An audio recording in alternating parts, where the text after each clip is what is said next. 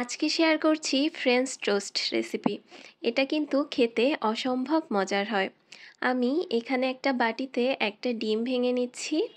এখন এর মধ্যে দিয়ে দিচ্ছি স্বাদ মতো লবণ। এরপর দিয়ে দেব 2 টেবিল চামচ পরিমাণ চিনি। চিনির পরিমাণটা আমি এখানে 3টা ব্রেডের জন্য করব। আমার কাছে মনে হয় 2 টেবিল চামচই পারফেক্ট, তবে আপনারা কম বেশি পরিমাণ বাড়িয়ে নিতে পারেন। এখন এটাকে খুব ভালোভাবে এভাবে মিক্স করে নিব একটা হ্যান্ড উইক্সের সাহায্যে।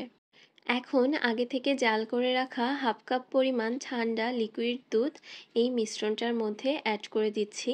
দিয়ে খুব ভালোভাবে এভাবে মিশিয়ে নিচ্ছি যাতে কোনো লাম্পস না থাকে।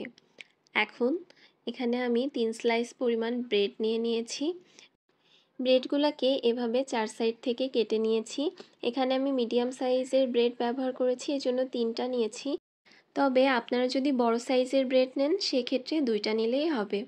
এখন যে মিক্সচারটা রেডি করে রেখেছিলাম সেটা এরকম একটা ছড়ানো ট্রেতে ঢেলে নিলাম। তারপর এভাবে এক এক স্লাইস ব্রেড দিয়ে খুব ভালোভাবে সোক করে নিচ্ছি। যারা ডিমের গন্ধটা সহ্য করতে পারেন না তারা ডিম আর দুধের মিশ্রণের সাথে কিন্তু কিছুটা পরিমাণ দারচিনি গুঁড়ো বা এলাচ গুঁড়ো দিয়ে দিতে পারেন। এখন এই যে আমি 3 নাম্বার ব্রেডটাও খুব ভালোভাবে সোক করে নিচ্ছি। এখন যে মিশ্রণটুকু বাকি রয়ে গিয়েছে সেটা কিন্তু আমি পুরোটাই এরকম 3 স্লাইস পাউরুটির উপরে দিয়ে দিচ্ছি। এবং এখানে ভয় পাওয়ার কিছু নেই, ব্রেডগুলো কিন্তু পুরোটাই খুব ভালোভাবে শুষে নিবে। এই তো এটা রেডি হয়ে গিয়েছে। এখন আমি চুলায় একটা প্যান বসিয়ে তাতে 1 টেবিল চামচ পরিমাণ বাটার অ্যাড করে দিলাম।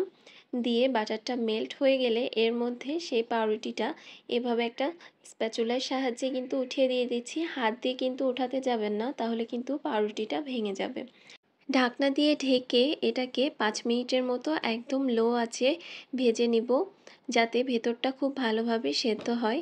এটাকে উল্টে দিলাম। ঢাকনা দিয়ে ঢেকে ঠিক একইভাবে অন্য পাশটাও আমি 5 মিনিটের মতো ভেজে নিব।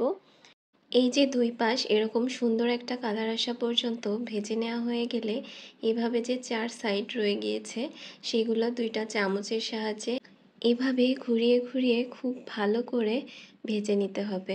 তাহলে কোনো সাইডই কাঁচা থাকবে না বা কোনো কাঁচা গন্ধ বের হবে না। এই যে আমার এখানে খুব সুন্দর করে কিন্তু এটা ভেজে নেওয়া হয়ে গিয়েছে। আমার এটা ভেজে নিতে প্রায় 15 থেকে 16 মিনিটের মতো সময় লেগেছে। এই তো আমার ভেজে নেওয়া হয়ে গিয়েছে। চুলার জাল একদম লো করে একটু সময় নিয়ে ভাজলেই কিন্তু এটা একদমই কাঁচা থাকবে না ভিতরে। আমি এখানে কেটে দেখাচ্ছি, ভেতরে কিন্তু একটুও কাঁচা নেই। এটা কিন্তু ট্রাই করে দেখতে পারেন, আমার কাছে তো অনেক ভালো লাগে। Thanks for watching. Allah Hafiz.